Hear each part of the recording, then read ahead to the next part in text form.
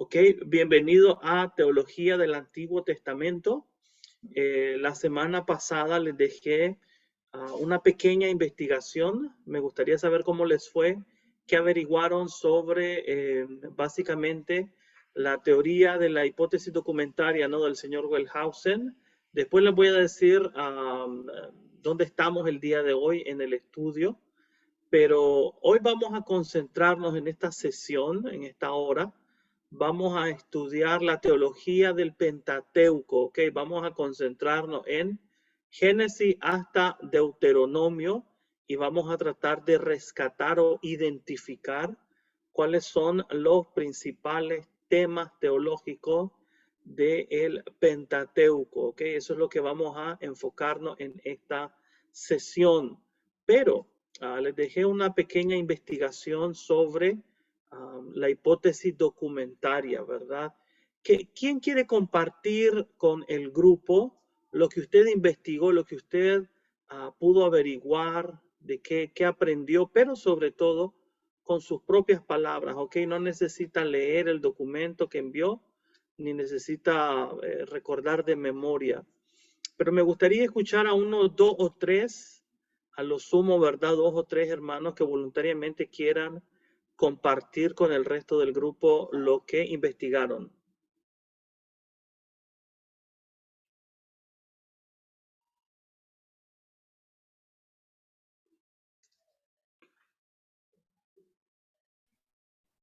Buenas noches. Hermana Yanet, buenas hermano. noches, bendiciones. Sí, hermano, lo que puede investigar, bueno, hipótesis documentaria es una teoría de Julius Wellhausen. Él argumenta que los libros pentateucos venían argumentados, escritos por 4 fuentes. Estas fuentes son la fuente yavista, eloísta, la fuente sacerdotal y la fuente deuteronomista. Excelente, hermana, muy bien, ¿verdad? Eso es así a grosso modo, básicamente lo que esta teoría propone. ¿Y por qué esas 4 letras? ¿Por qué yavista, eloísta, sacerdotal o deuteronomista? A ver, hermano Julio, ¿qué nos dice al respecto? Vamos a ver, gracias, hermana Yanet.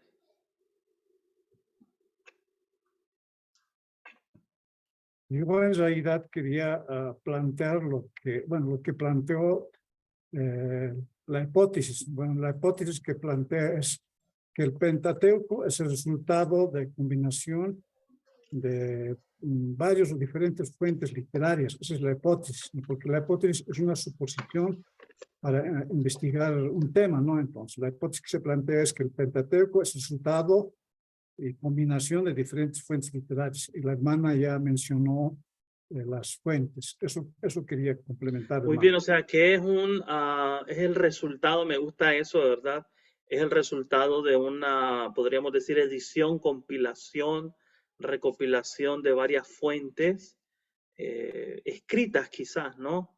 Que él las va a llamar en estas 4, usualmente se identifican con las letras, ¿no? J de yavista, E en español de eloísta, P, priestly en inglés o sacerdotal, y de deuteronomística, ¿verdad? Muy bien. Ok, ¿alguien sabe ahí en lo que investigaron por qué estas 4 letras, qué significan o cómo hace él para identificar cuál de estas 4 fuentes va en qué parte del Pentateuco, etcétera?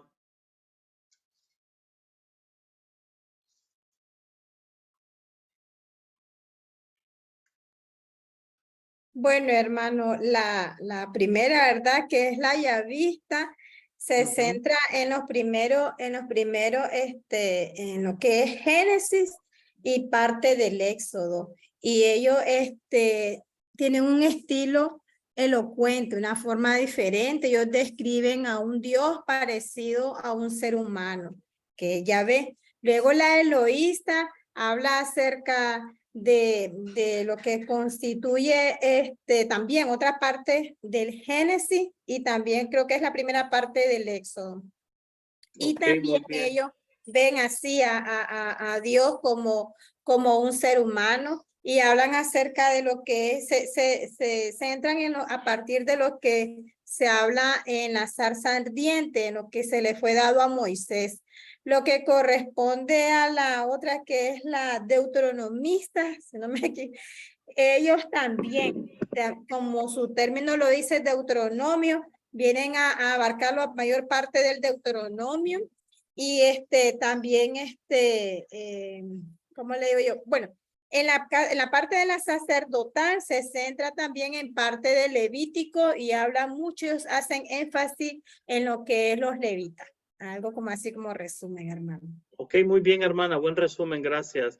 Ahí está, ¿verdad? Básicamente esa es la idea de estas 4 fuentes, de que provienen de épocas diferentes, tienen énfasis diferentes, pero la pregunta ahora para todos, ¿verdad? Es, ¿por qué surge esta teoría? ¿Qué es lo que busca responder? ¿Qué es lo que busca saciar este señor Wellhausen acerca del Antiguo Testamento? Bueno, yo creo de que uno de los principales objetivos es dar a conocer de que realmente lo que es el Pentateuco no fue escrito por Moisés, de que no puede, porque ellos hablaban de que si Moisés lo escribió, ¿cómo iba a escribir él su muerte? Si Moisés lo escribió, ¿cómo iba a darse cuenta de los reyes que todavía no habían existido? Entonces él manifiesta de que no puede ser eso. Incluso no recuerdo bien, soy muy mala para aprenderme los nombres, pero uno de ellos también apoyó la idea de él de que no era posible de que Moisés haya escrito, sobre todo porque él no podría describir aún mismo su muerte.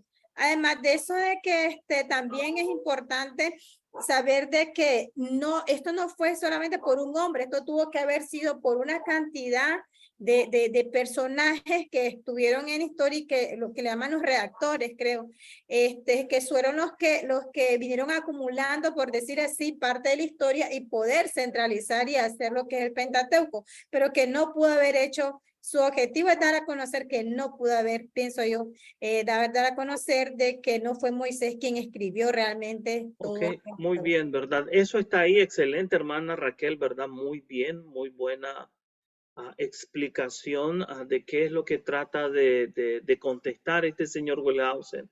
Ok, acuérdense, para los que hicieron la investigación, ¿verdad? Que más o menos en qué fecha, más o menos en qué época es que este señor saca a la luz su obra donde propone la teoría de la hipótesis documentaria. No es de él, ¿ok? Él no es el autor original, pero él la viene como que a dar la versión más popular que conocemos o se ha conocido el día de hoy. ¿Qué siglo, de qué época escribe Wellhausen? 19. 19, excelente, hermano 19 Lamberto, ¿verdad? al 20, sí. Ajá, y acuérdense lo que está sucediendo en Alemania en este entonces. En Europa se han dado muchos cambios científicos, económicos, políticos, filosóficos, sobre todo, ¿no? Ahí usted tiene el famoso filósofo Hegel, ¿no? Wilhelm Hegel. Él va a proponer este método de la dialéctica para entender o explicar la historia como un proceso, un devenir histórico que tiene unos ciclos, podríamos llamar, ¿verdad? La famosa tesis, la antítesis y después la síntesis. Pero este es un tiempo, hermano, que hay muchos cambios, ¿no? Y estos cambios vienen acelerados, motivados por, entre otras cosas, la filosofía. Entonces, un ejemplo de ello va a ser que Wellhausen es, y ya le voy a dar la palabra al hermano Leonicio, Wellhausen es contemporáneo del señor, se conocen ustedes Charles Darwin, ¿verdad? Charles Darwin. ¿Por qué es famoso Darwin? Por las lenguas, 1000 lenguas. Ok, Charles Darwin, ¿verdad? Es el famoso autor del libro El origen de las especies, donde va a proponer, no es suya original la idea, pero él la va a popularizar, de que el ser humano proviene de un ancestro común relacionado con el mono, no, ¿verdad? Pero una especie de homínido, ¿verdad? Una mezcla entre una primate ancestral y los primeros seres humanos. Entonces la idea que usted tiene es que el pensamiento de estos autores, Darwin, Wellhausen, Hegel, es el siguiente. La humanidad, la historia siempre ha evolucionado de lo más sencillo a lo más complejo. ¿Okay? Esa es la idea principal, de lo más sencillo a lo más complejo. Entonces, cuando nosotros miramos, por ejemplo, en religión, la historia de Israel. Israel evoluciona desde los conceptos más sencillos, más primitivos, quiere decir más antiguo, más original. Por ejemplo, la idea en varios dioses, el politeísmo, va a ser un concepto antiguo, primitivo, religioso, pero y eso está cuando usted lee Génesis, por ejemplo, pero cuando usted lee, digamos, qué sé yo, los profetas menores, digamos que usted lee Malaquías, ya hay la creencia en un solo Dios que se llama Jehová, Yahvé, Elohim, etcétera, ¿no? Entonces, Wellhausen va a tomar esa idea que anda en el ambiente y la va a aplicar al estudio de la historia de Israel, ¿ok? Sobre todo el Antiguo Testamento como documento, y va a decir que el Pentateuco en su forma final es demasiado complejo. ¿Me están escuchando? ¿Me están siguiendo? El Pentateuco en su forma final, desde Génesis hasta Deuteronomio, es muy complejo para ser tan antiguo como Moisés. Entonces, la idea es que él va a sugerir que va a ser el proceso, el resultado más bien de un proceso complejo, como mencionaba el hermano Julio, de edición, compilación, básicamente de unir lo que él va a llamar varias fuentes, ¿no? Pueden ser varias tradiciones, varios documentos, no se sabe a ciencia cierta, hasta con el paso de los siglos dar como resultado lo que tenemos como Pentateuco. ¿Me estoy explicando, hermano? Entonces recuerde, de lo más sencillo, lo más primitivo, a lo más complejo. Esa es básicamente la idea que tiene Wellhausen, la misma idea que tiene este señor Charles Darwin, que es contemporáneo de Wellhausen. Es una idea que es muy popular en las ciencias, en la filosofía, en la arte, en la literatura, en ese periodo del siglo XIX. Entonces, vamos a un poco a ahondar más acerca de por qué estudiamos, por qué mencionamos a Wellhausen si ya fue hace siglos, ¿verdad? Pero quiero saber si hasta este punto tienen alguna pregunta sobre lo que estamos tratando. Básicamente esto es lo que ustedes investigaron.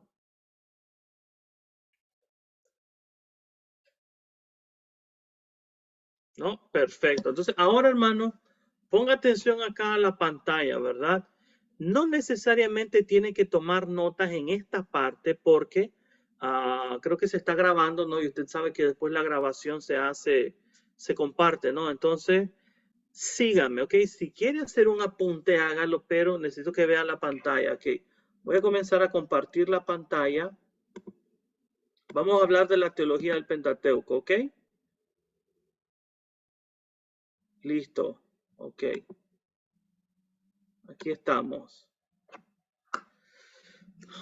Ok, esto que el señor Wellhausen está tratando de hacer es básicamente, imagínense que usted va caminando y se encuentra con un lago.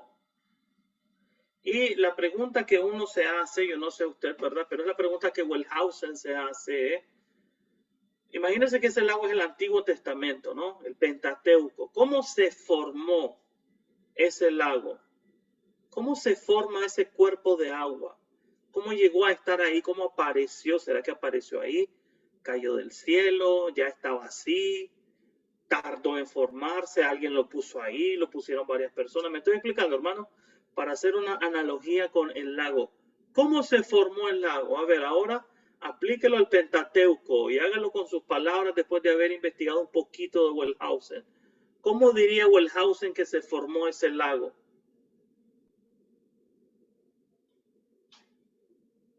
Que sería el Pentateuco. A través de varias venas de agua, tanto internas como externas. Excelente, ¿verdad? 4 ríos. Vamos a llamarle un río yavista, otro río eloísta, otro río sacerdotal, otro río deuteronomista. Alguien los encauzó hacia allá y ¡pum! Ahí usted tiene el lago, ¿verdad? Esa idea no es nueva, ¿verdad? Hay una hipótesis mucho antes de Wellhausen, ¿verdad? Que dice, por ejemplo, que habían 2 o 3 ríos y esos ríos corrían paralelamente, pero jamás se encontraron, ¿verdad? Por ejemplo, le voy a dar un ejemplo, ¿no? Antes de plasmarse por escrito el Pentateuco, existían tradiciones acerca de Abraham, ¿correcto? No sabemos si tradiciones orales o tradiciones escritas. Existían tradiciones o documentos, fuentes sobre el cruce del Mar Rojo, los patriarcas, historias sobre la creación, sobre Adán y Eva, sobre el diluvio, ¿me estoy explicando? Pero existían y corrían paralelamente, pero no se habían encontrado, no habían formado un documento que ahora llamamos Antiguo Testamento, ¿me estoy explicando? Eso vino un proceso después.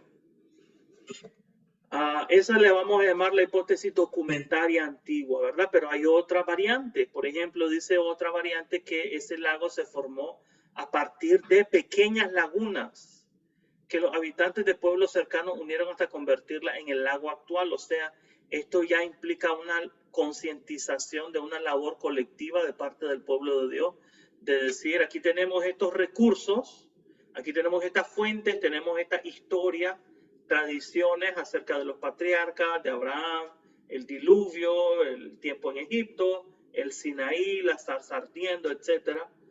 Vamos a compilarlas todas en este documento, ¿no? Pentateuco. Y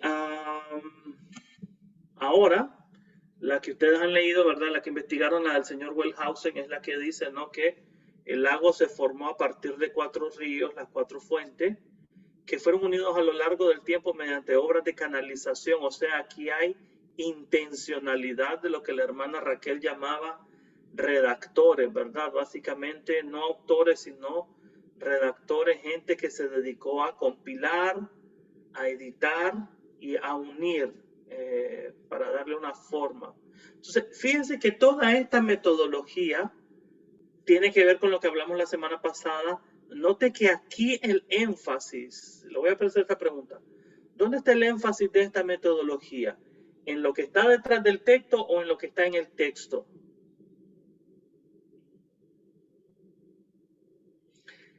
¿Lo que se está tratando de recuperar es el mensaje que nos deja el texto o se está tratando de recuperar cómo es que llegamos a tener el texto?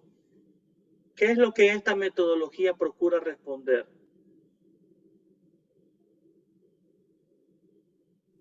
Lo que está detrás del texto. Lo que está detrás del texto, ¿verdad? O sea que no le presta atención al mensaje del texto como tal. Ese no es su interés, se fija.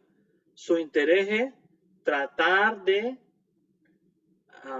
recomponer, reestructurar cómo fue que se formó el Pentateuco. Y el problema de eso es que obvia, ¿verdad? Ignora el valor del texto como tal. ¿Okay? Sin embargo, es importante mencionarlo, ¿no? Entonces, ¿qué pasó? ¿Cómo llegaron estos autores como Wellhausen y otros a estas preguntas, verdad? Bueno, ellos leen el Antiguo Testamento, ellos leen el Pentateuco y dicen, bueno, Moisés, como autor de todo el Pentateuco, no es posible. ¿Por qué? Bueno, algunas de las cosas que ya ustedes mencionaron, ¿no? Por ejemplo, hay anacronismo. ¿Quién sabe qué es un anacronismo?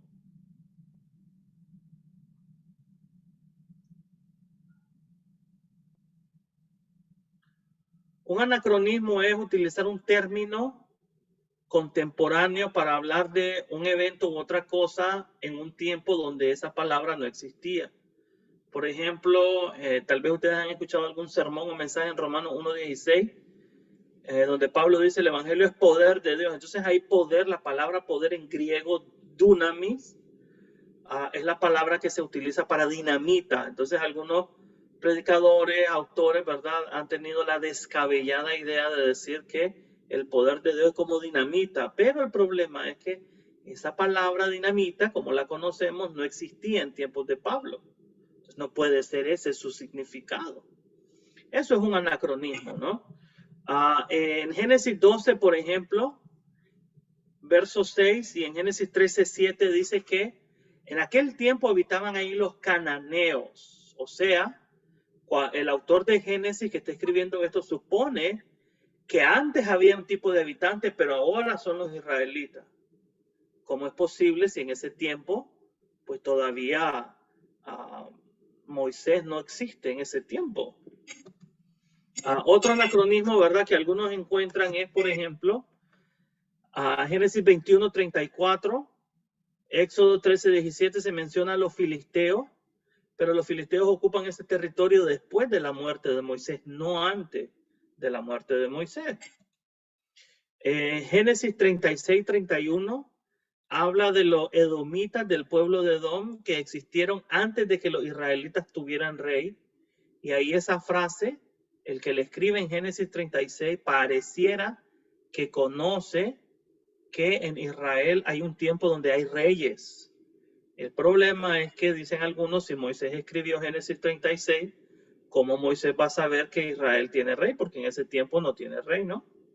Me estoy explicando, hermano, me van siguiendo. Estos son algunos de los evidencias que utilizan algunos, ¿verdad?, como Wellhausen y otros, para tratar de entender cómo llegamos a obtener el Pentateuco. Después tenemos lo que hablábamos la semana pasada, 2 relatos de la creación, ¿no? 2 descendencias de Adán, 2 relatos del diluvio, 3 relatos sobre Sara, la esposa primero es la esposa de Abraham, después lo mismo le va a pasar a Rebeca, la esposa de Isaac, parecido, igualito, ¿verdad? Hay 2 pactos que Dios hace con Abraham, uno está en Génesis 15, otro está en Génesis 17, pero es un solo pacto, el mismo pacto. Hay 2 explicaciones sobre el origen del nombre de Betel. ¿Qué significa Betel, hermanos? ¿Quién sabe qué significa Betel?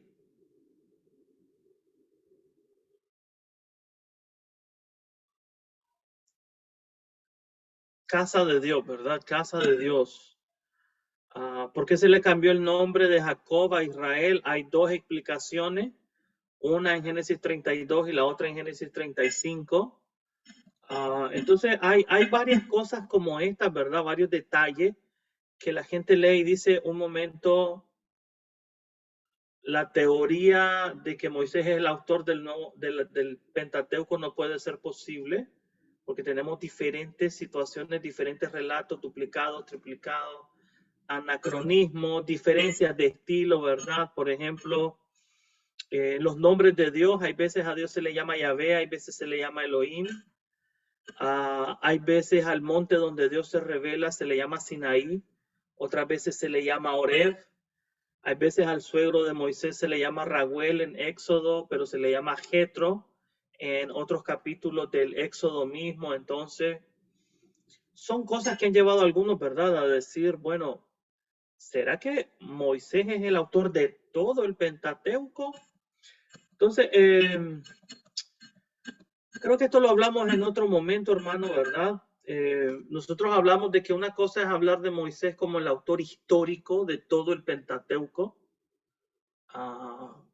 Básicamente no, Moisés no puede ser el autor histórico de todo el Pentateuco, pero Moisés sí puede ser el autor teológico, ¿no?, de todo el Pentateuco. ¿Por qué? Porque decir que Moisés es el único autor del Pentateuco, desde un punto de vista no histórico, sino teológico, le da unidad a todo el Génesis, ¿no? Desde la creación hasta la entrada a la tierra prometida, le da unidad y sobre todo le da autoridad, ¿no? Como un hombre que vio prácticamente a Dios cara a cara, ¿no? Entonces, esos relatos de la creación, esos relatos del diluvio, los fundamentos de Israel tienen que ir teológicamente bien fundamentado en este caso, la revelación que Moisés recibió de Dios. Entonces, hermano, estos son solo algunos ejemplos, ¿verdad? Este señor Juan Astrup, en el siglo XVIII,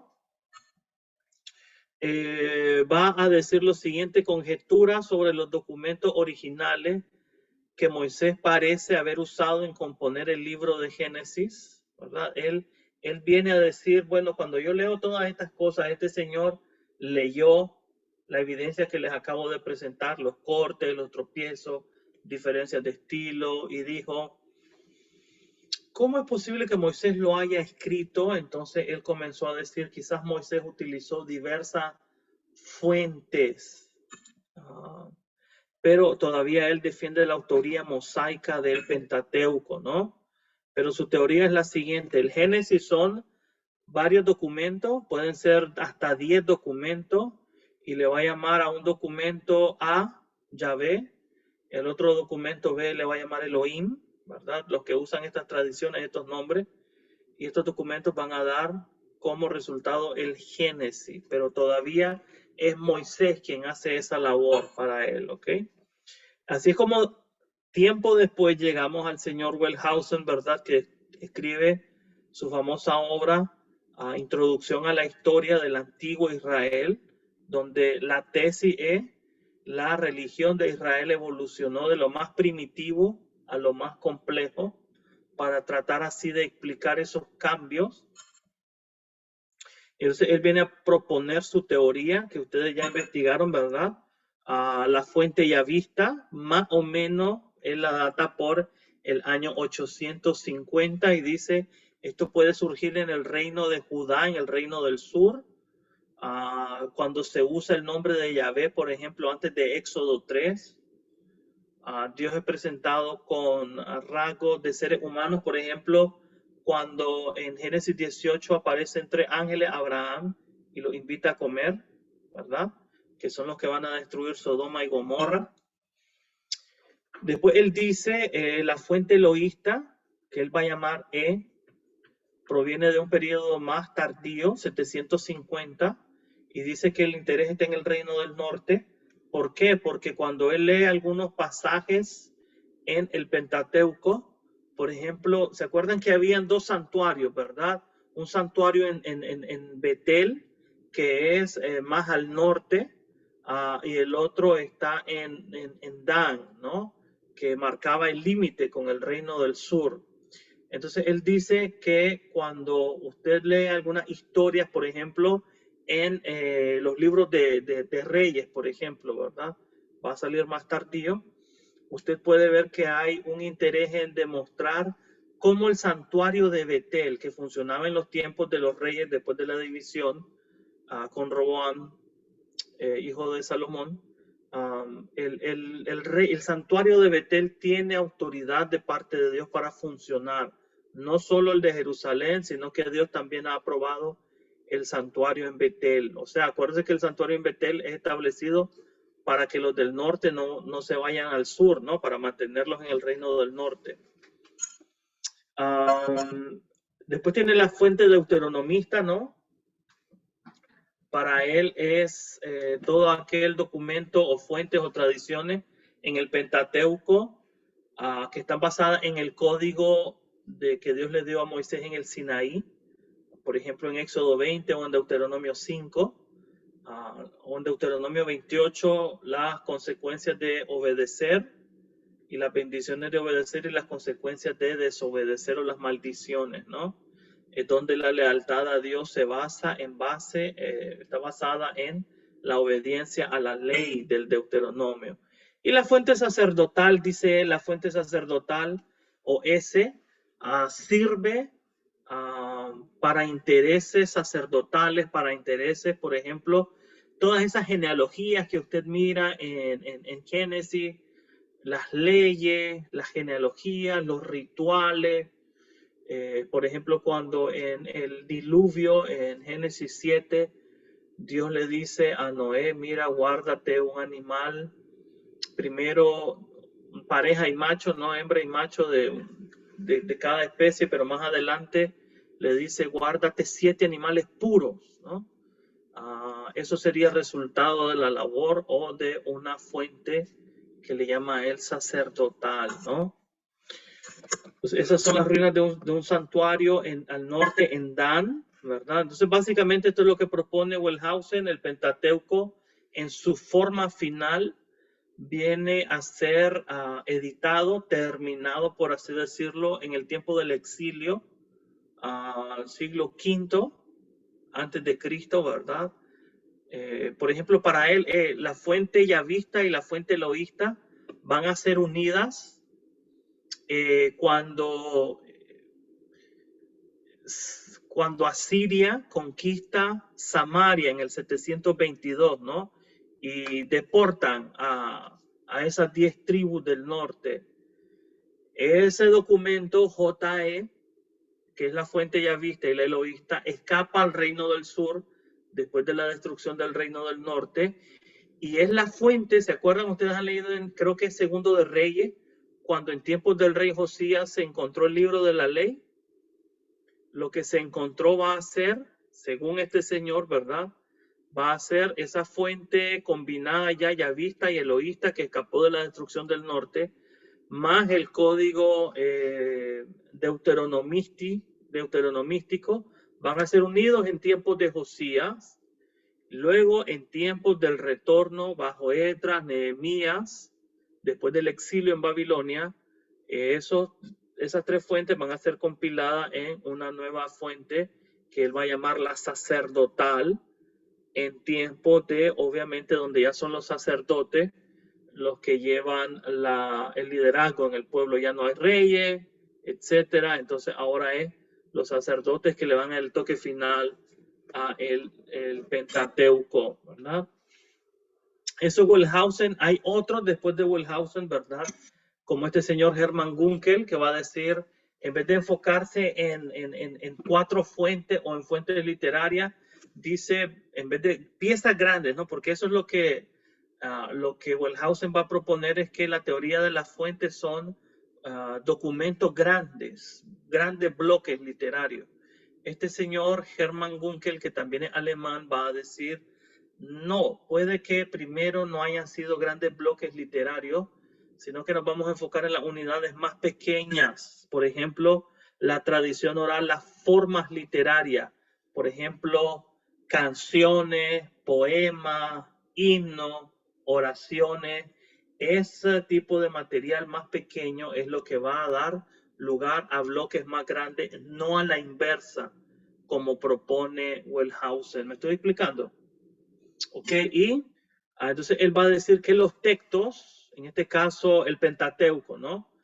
Va a surgir de momentos particulares de la experiencia social y religiosa de Israel.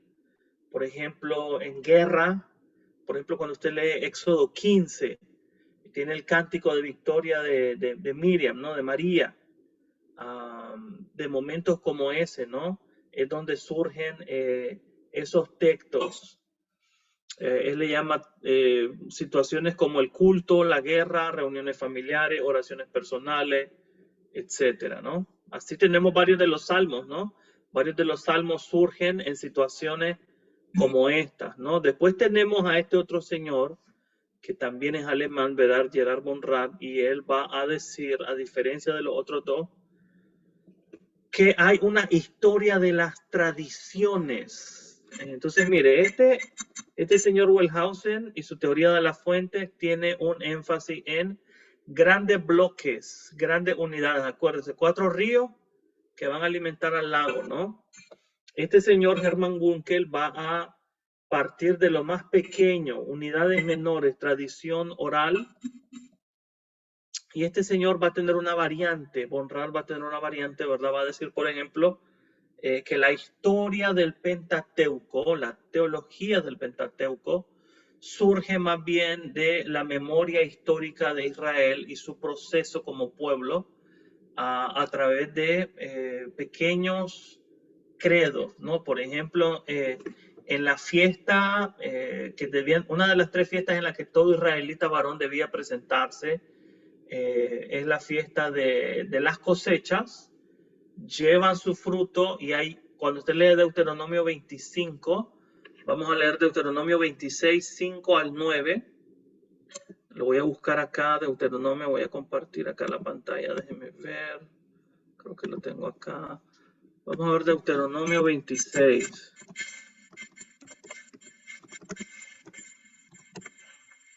Versículo 5 dice, mire lo que dice, ¿está viendo mi pantalla? Ok, dice, voy a leer acá, ¿verdad? En la presencia del Señor tu Dios tendrás que decir, mi antepasado Jacob era un arameo errante que fue a vivir como extranjero a Egipto. Su familia era poco numerosa cuando llegó, pero en Egipto creció hasta volverse una nación grande y poderosa. Entonces, cuando usted continúa leyendo hasta el versículo 9, ¿verdad? Se da cuenta que esto es una especie de credo que cada israelita debía de conocer, de saber, de pronunciar a la hora de presentar su ofrenda ante el lugar del Señor, no, la primicia de las cosechas. Entonces, lo que él propone es precisamente que el Pentateuco surge de la colección consciente de situaciones como esa, credo, ya sea individuales, patriarcales, tribales o nacionales como estos que acabamos de leer, ¿no? Después viene otro señor que se llama Rolf Rendorf y él va a tener otra propuesta, ¿verdad? Aparte de los otros, él va a decir, la teoría de las fuentes no nos lleva a ningún lugar, es un callejón sin salida, es un laberinto.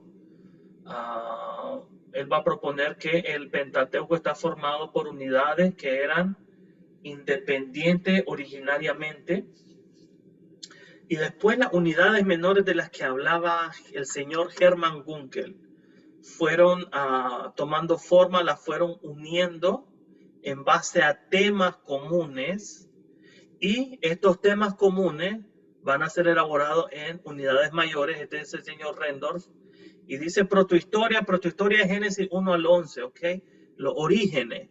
Después usted tiene los relatos patriarcales, Moisés y la salida de Egipto, la revelación en el Sinaí, la marcha por el desierto y la conquista de la tierra.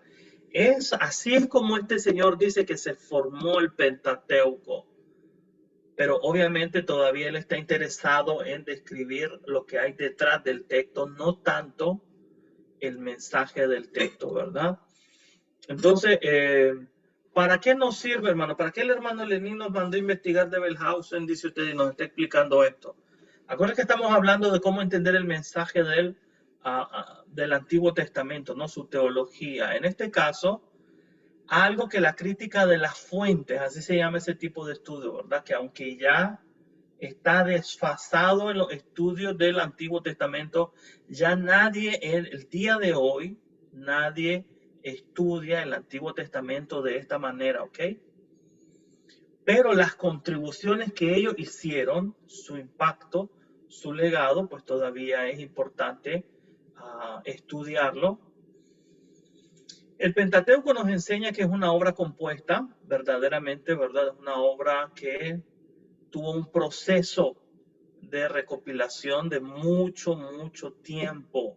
Eso es importante que lo sepa, ¿verdad? Entonces, ¿cómo lo dividiríamos nosotros? Si usted lo quiere dividir por escenarios, el Pentateuco, ¿verdad? Y usted tiene los orígenes de Génesis 1 al 11, después el tiempo en Canaán, Génesis 12 hasta el 46, el tiempo en Egipto, Génesis 46 hasta Éxodo 15, el tiempo del desierto, Éxodo 16, 18, ¿verdad? En el Sinaí, Éxodo 19 hasta Números 10, 11. En el desierto, Números 10, 11 hasta el 22, 1. Y después en Moab, cuando están de frente a la tierra prometida y antes de entrar, ¿verdad? Números 22, 1 hasta el Deuteronomio 34. O sea, esta es una forma de organizar el material del Pentateuco en base a los escenarios geográficos, ¿ok? ¿Dónde se encuentra Israel en ese tiempo? Entonces, hermanos, ¿verdad? Aquí termino yo esta presentación. Y regresamos acá, ¿verdad? Ok. ¿Dónde estamos ahora? El día de hoy, junio del 2023, en cuanto al estudio del Antiguo Testamento. Así se estudiaba hace 100, 120 años, ¿verdad? Pero obviamente ha cambiado el enfoque. Quiero que note que esta forma de estudiar el Antiguo Testamento, ¿no? El Pentateuco Wellhausen, no nos ayuda a enfocarnos en el texto sagrado en sí. ¿Okay? Nos lleva por un laberinto y un recorrido de conjetura, probabilidades, posibilidades que no nos dejan 100% seguros con, bueno, ¿y qué quiso decir Moisés a Israel? No responden a la pregunta más relevante, ¿qué hago yo con esto que tengo en mis manos hoy? De tal manera que ahora, desde la década de los 70 del siglo pasado, ¿verdad? El énfasis, lo vamos a ver el próximo lunes, ha estado o está no en lo que hay detrás del texto, sino en cómo hemos recibido el texto hoy. Nos ayuda, ¿verdad? Se llama una crítica canónica a aceptar el texto tal y como lo tenemos el día de hoy, desde Génesis hasta Malaquías, y lidiar con el texto tal y como lo hemos recibido para ayudarnos a enfocarnos en el mensaje del texto y no perdernos en lo que hay detrás del texto, ¿ok? ¿Qué preguntas tienen? ¿Qué les parece? ¿Qué opinan? Ahora sí, me gustaría escucharlos. Me gustaría escuchar a los que no han hablado por el momento, ¿verdad? Que yo sé que tienen algo importante que decir. Por ejemplo, Carlos, la hermana María, Roberto. No sé si todavía va manejando Roberto, ¿verdad? Me gustaría empezar por alguno de ellos, ¿verdad? ¿Qué opinan? ¿Qué preguntas tienen? ¿Qué dudas les surgen sobre lo que acabamos de conversar?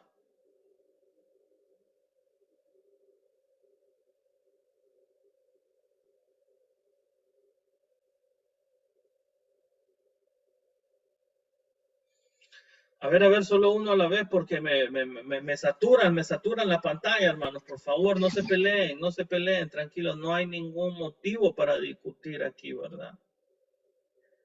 O bueno, cualquier otro hermano o hermana, ¿verdad? Ahora sí la abro a todos. Hermano, Hermano Lamberto y luego Leonicio. ahora sí, hermano, o sea que estos hombres de hace 100 años o más escribieron estos libros por problemas de otras personas que buscaban interpretar otros métodos de por qué el hombre tierra o un Dios falso o un pueblo que tal vez no es pueblo de Dios, simplemente es un pueblo que nació igual que los otros pueblos. ¿O cuál es el énfasis realmente del por qué estos hombres hicieron tales, tales escritos y de esa forma? Porque, bueno, lo único que yo logro entender ahí es cómo lenguas o cambios de idiomas y tradiciones se fueron uniendo poco a poco conforme Dios lo permitió para llegar a ser escritos en 5 libros, ¿verdad? Dándole así la auditoría, no, La autoría. la autoría a Moisés, aunque así no haya sido tal vez Moisés, y aunque así hayan sido escritos o expresados como se hacía antes verbalmente, conforme a los tiempos y a generaciones, fueron reunidos tal vez y, y fueron así recopilando. Está bien, hasta ahí estamos bien, que ver ese punto de vista. Pero la pregunta que a mí se me llenó es ¿para qué o por qué tal forma en ese tiempo? ¿Cuáles eran los otros pensadores? ¿Qué estaban buscando? ¿O este hombre que quiso darles a entender a ellos con esa forma que hizo esos 5 libros? Ese es mi pensamiento ahorita. Ok, hermano, esa es una buena pregunta. Déjeme ver si yo estoy entendiendo lo que usted quiere preguntar, hermano. O sea, su pregunta es, ¿Cuál es el propósito, cuál es la razón entonces de organizar el material de esta manera y darle la autoría a Moisés? Así sería. Esa es una buena pregunta y esa es la pregunta que nos debe de dirigir a nosotros para hablarle al pueblo de Dios hoy, porque esa es nuestra misión, es la de interpretar esto que se nos ha legado el día de hoy. Pero yo quiero que usted vea cómo se estudiaba la teología del Antiguo Testamento hace un tiempo.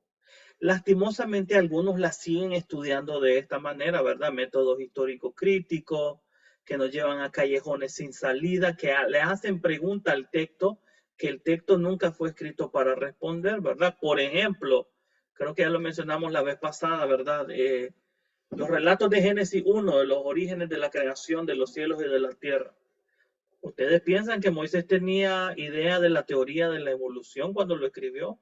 ¿O sabía de la grandeza, enormidad, vastedad del universo que conocemos el día de hoy? No sabía nada de eso. Así que el lenguaje que utilizó Moisés no está para responder preguntas del hombre moderno como ¿y qué fue pues primero, el huevo o la gallina, verdad?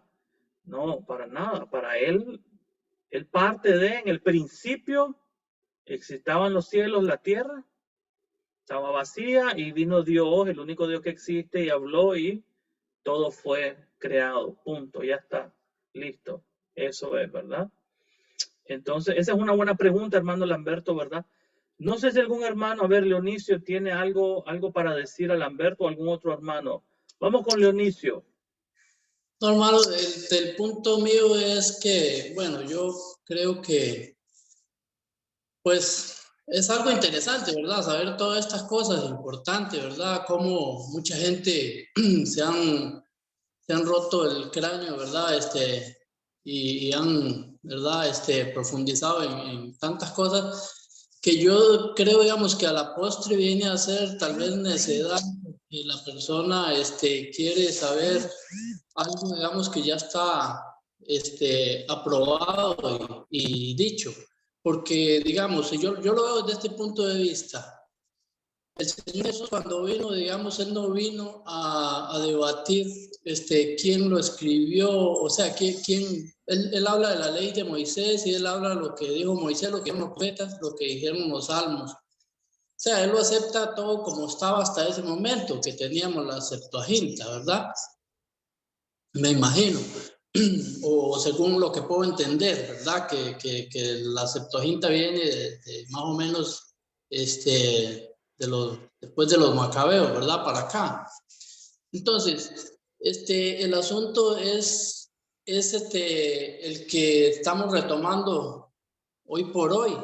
Es la interpretación de lo que Dios quiere decirnos a nosotros hoy a través de eso. O sea, ¿qué es lo que nosotros podemos sacar de provecho para nuestra vida hoy? Excelente, hermano, ¿verdad? Todo esto tiene que ver, hermano, y esa es una buena pregunta, ¿verdad? La Septuaginta es una versión entre varias. En el tiempo de Jesús existen, hermano, varias versiones de las escrituras, ¿verdad? Este tiene el texto en hebreo, ¿verdad? Como tal, que es diferente al orden que usted encuentra en la Septuaginta, el orden de los libros. Definitivamente sabemos que cuando Jesús cita del Antiguo Testamento, en ocasiones puede citar tanto el orden de los libros como los libros como tal, el orden que tienen los hebreos. Ya son los autores del Nuevo Testamento, por ejemplo, Mateo, Lucas, los que van a utilizar mucho la Septuaginta, ¿verdad? Pero no es solamente la Septuaginta. Pero, hermano, esa la pregunta es muy buena, ¿verdad? O sea, esto, hermano, es simplemente para que nosotros podamos darnos cuenta de la complejidad de la tarea de estudiar la teología del Antiguo Testamento, cuál va a ser nuestro punto de partida, cuál va a ser nuestro enfoque. Sí, si bien es cierto, Jesús y sus apóstoles no se hicieron este tipo de preguntas, también yo le digo que ellos no vivían en el tiempo que nos toca vivir a nosotros, ¿verdad? Donde la gente pues se ha hecho este tipo de preguntas se ha planteado este tipo de preguntas y han llevado los estudios de la teología del Antiguo Testamento a este nivel, un poquito, digamos, más complejo, pero yo espero que ustedes puedan, hermanos, apreciar la riqueza de la herencia, del legado interpretativo que otros han hecho, aunque nosotros no estemos de acuerdo con ello. Siempre es bueno explorar las opiniones de otros. ¿Por qué? Porque yo quiero que ustedes sepan el día de hoy por qué nosotros no nos enfocamos a la hora de estudiar la teología del Antiguo Testamento en la crítica de la forma, la crítica de las fuentes, la teoría documentaria de Wellhausen. Me explico. Todo eso es para decirle a usted, así no estudiamos hoy el Antiguo Testamento. ¿Me estoy explicando?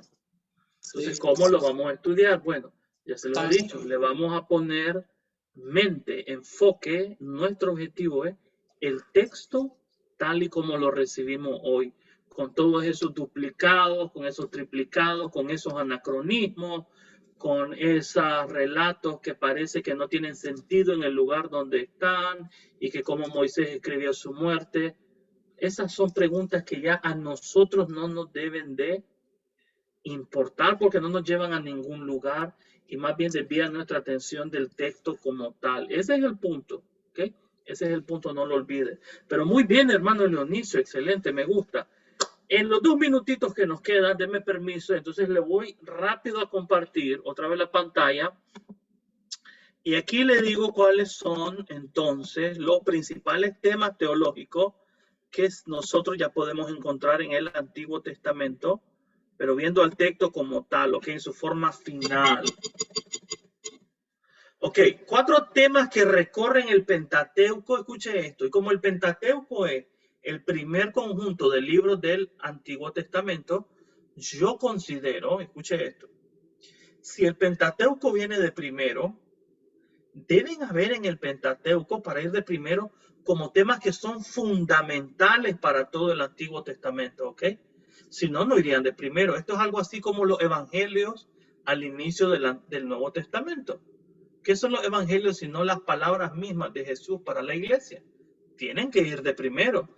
Y los temas de los evangelios los vamos a encontrar hasta Apocalipsis. ¿Me estoy explicando? De una manera similar, estos temas, hermanos, los encontramos en el Pentateuco, pero no es que cuando termina Deuteronomio ya no los volvemos a encontrar. No, permean el Antiguo Testamento. Por ejemplo, número 1, las promesas de Dios. Las promesas de Dios para Israel y para la creación. El texto se mueve hacia el cumplimiento de esas promesas.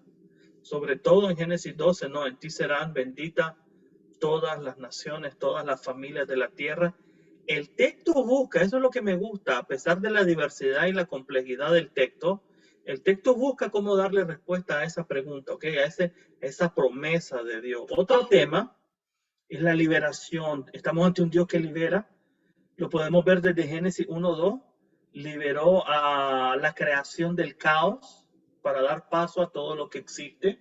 Liberó a Israel de la esclavitud en Egipto. Lo volvió a liberar más adelante del exilio en Babilonia. Liberó a David de Goliat, por ejemplo, ¿verdad? Entonces estamos ante un Dios que libera.